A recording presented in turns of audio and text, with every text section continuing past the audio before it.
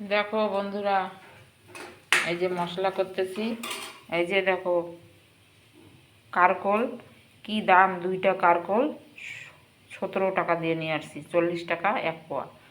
দেখো, তো খাইতে ইচ্ছা করছে, তো পুর বানাবো। তো পুরের মধ্যে পেঁয়াজ, রসুন, লঙ্কার গুঁড়া, ধনিয়ার গুঁড়া দিছি, পেঁয়াজ সম্বারে। তো এটা দিয়ে এখন ঢালবো পুর, মতলব এইখানে দিব ভইরা, তারপরে বানাবো। তারপরে দেখো কচুরলতা বানাইছি, শুকনা শুকনা চচ্চড়ি কচুরলতা।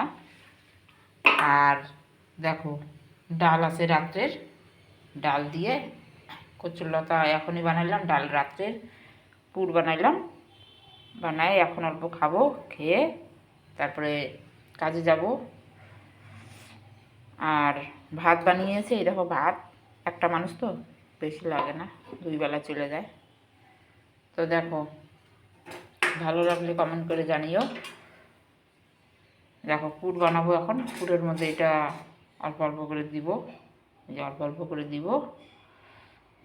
আর তারপরে অল্প কড়াইয়ে দিয়ে তেলে দিয়ে ঢাইকে দিব। তারপরে নরম হবে, সিদ্ধ হবে, তারপরে এটাকে নামিয়ে দেব।